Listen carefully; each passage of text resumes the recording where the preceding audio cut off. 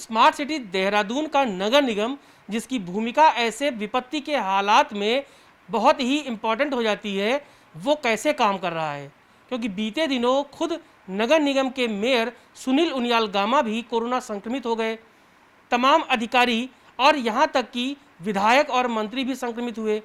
आखिर ये कोरोना का जो संकट है वो सरकार के साथ साथ जनता के लिए चुनौती क्यों बना हुआ है, इसको जानने के लिए ज़रूरी है कि नगर निगम के किसी ऐसे वरिष्ठ सदस्य से बात किया जाए, ताकि हमें पता चले कि आखिर कमियां कहां हैं और लापरवाही किसकी है। तो हम बात कर रहे हैं देहरादून स्मार्ट सिटी के वरिष्ठ पार्षद हैं, जो नगर निगम को बड़े अच्छे से समझते हैं, वहाँ के सिस्टम को समझते हैं। इलियास अहमद जी हैं। इलियास जी, आप तो बहुत अनुभवी हैं और अधिकारियों के साथ साथ नगर निगम का जो सिस्टम है उसको भी देख रहे हैं, उससे लड़ रहे हैं।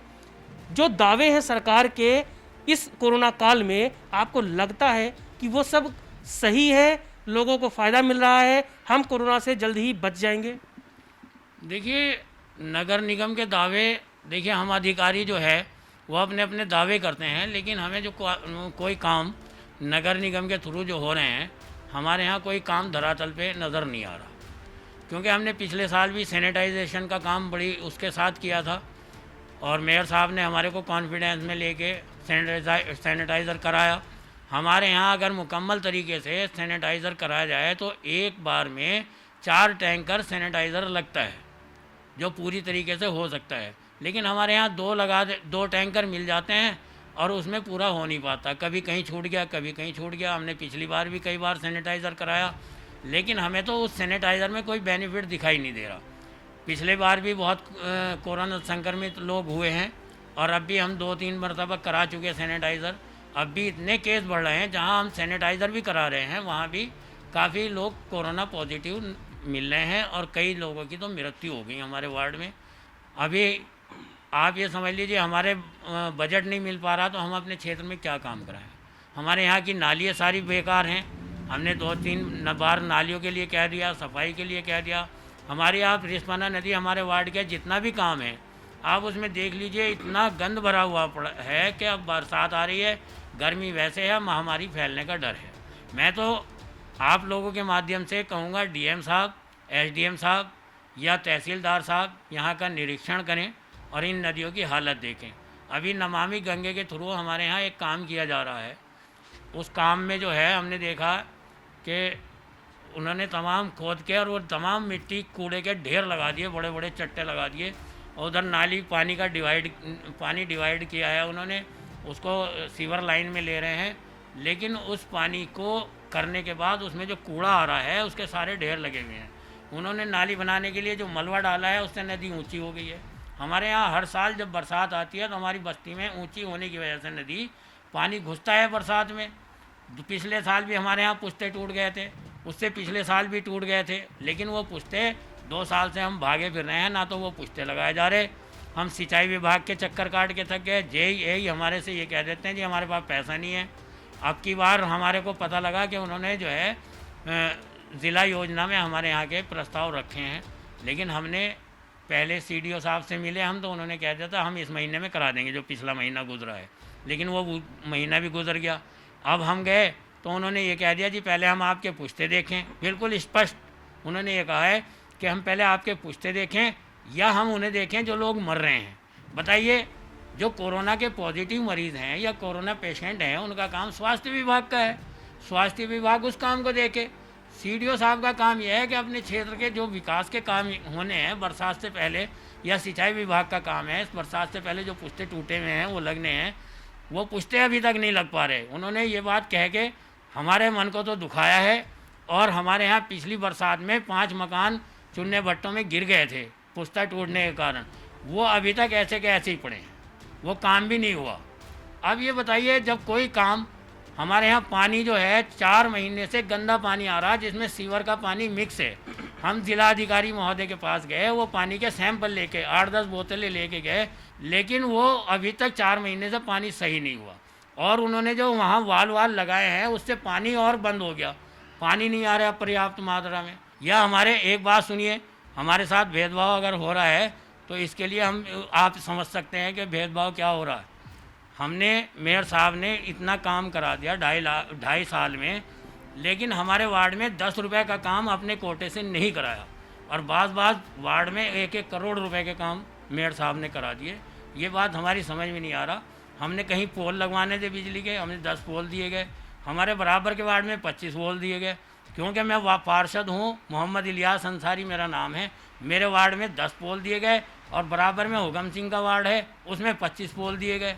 ये बात हमारी समझ में नहीं आ रहा, हमें क्यों नहीं दिए जा रहे? या कमली भट्ट के वार्ड में 50 पोल लग गए, हमारे वार्ड में क्यों नहीं लग रहे भाई?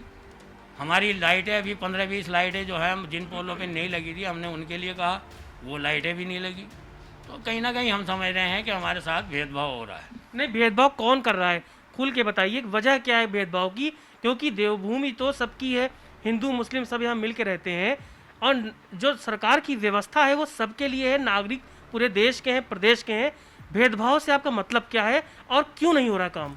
भेदभाव से मेरा मकसद ये है कि मैं तो इसलिए बिल्कुल स्पष्ट शब्दों में कह रहा हूँ कि जब मेरे वार्ड में ना सिंचाई विभाग काम कर रहा, ना ही नगर निगम के थ्रू मेयर साहब के कोटे से मेरे यहाँ 10 रुपये का काम नहीं हुआ, ना ही जल संस्थान वाले मेरे यहाँ पाइप लाइन डाले, ना अमृत योजना वाले पाइप लाइन डाले, ना सिंचाई विभाग वाले पुश्ते लगा रहे, तो मैं क्या समझूंगा ये बताइए? जो काम बहुत ज़रूरी है, जहाँ 4-5 मकान गिर गए वहाँ भी पुश्ता नहीं लगा। मेरी बस्ती में कई बार पानी घुस गया, वहाँ के पुश्ते टूटे हुए हैं, वो पुश्ते नहीं लग रहे। तो इसका मतलब क्या है? या तो मैं अधिकारियों के पास नहीं जा रहा हूँ, या तो मैं तुम्हारे को दिखा दूँ 2-2 साल से कितने कितने लेटर में DM साहब के यहाँ दे चुका, सिंचाई विभाग में दे चुका, अमृत योजना को दे चुका, जल संस्थान को दे चुका। अब जब ये मैं लेटर लिख के ले जाता हूँ और वो उस पर भी कार्रवाई नहीं होती, मुझे रिसीव करके दे देते हैं, कार्रवाई नहीं होती, तो मैं क्या समझूंगा? मैंने मेयर साहब से कई बार कहा जी मेरे यहाँ मेरे क्षेत्र विकास की दृष्टि से पिछड़ा हुआ है, मेरे यहाँ कोई थोड़ा सा बजट अपने स्तर से करवा दीजिए, थोड़े काम अपने स्तर से करवा दीजिए। और वो नहीं करवाएंगे या नहीं 10 रुपये का काम कराया तो मैं क्या कर सकता हूँ? ये बताओ। पब्लिक तो मेरे पे बिगड़ रही, मुझे लोग गाली देते हैं, मैं क्षेत्र में जाता हूँ मुझे घेर के खड़े हो जाते हैं। अब मैं पार्षद हूँ, जनप्रतिनिधि हूँ, और पार्षद भी ऐसा जो पूरे उत्तराखंड में सबसे ज़्यादा वोटों से जीता है, सबसे ज़्यादा पब्लिक का समर्थन मुझे मिला है। उन लोगों की कुछ आशाएं हैं, उन लोगों की कोई उम्मीदें हैं मेरे से, लेकिन मैं नहीं पूरी कर पा रहा। और मैं इसलिए नहीं कर पा रहा कि या तो ये समझ लीजिए मेरे साथ, मैं तो ये समझूंगा कि मेरे साथ भेदभाव हो रहा है।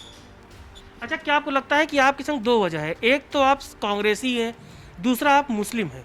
क्या लगता है आपको कि ये 2 बड़ी वजहें हैं कि आपके जो क्षेत्र है उसको नज़रअंदाज किया जाता है, अधिकारी से लेके और नगर निगम के मेयर तक? देखिए, ये बात आपका सोचना भी सही है और कहना भी सही है, और मेरा मानना भी ये है कि मैं ये समझता हूँ कि शायद मेरी जो है बात नहीं मानी जा रही है, मेरे यहाँ काम नहीं हो रहे। तो इसकी मुख्य वजह यह है कि मुस्लिम पार्षद हूँ और मैं कांग्रेस का पार्षद हूँ, इसलिए शायद मेरे काम नहीं हो रहे हैं। मैं तो यही समझूँ। दर्शकों, ये है इलियास अहमद जी। इन्होंने एक बात तो सही कही कि पूरे उत्तराखंड में रिकॉर्ड मतों से जीतकर स्मार्ट सिटी देहरादून के नगर निगम में ये पहुँचे, और बीते कई सालों से कई बार हमने जब इनसे बात की तो इन्होंने बताया कि जो इनका क्षेत्र है वहाँ पे झुग्गी झोपड़ियाँ ज़्यादा है, रिस्पना नदी के किनारे इनके बड़े वोट बैंक है, जिनकी उम्मीदें इनसे हैं, तभी तो रिकॉर्ड वोट देकर इन्हें नगर निगम पहुँचाया। इनका भी दर्द जायज़ है, इस बात पे है कि उम्मीदें जब होंगी तो ये अधिकारियों के पास जाएंगे और उनसे गुहार लगाएंगे कि जनता का भला करें। बजट भी जनता के भले के लिए होता है, मेयर भी जनता के ज़िंदगी को खुशगवार बनाने के लिए है।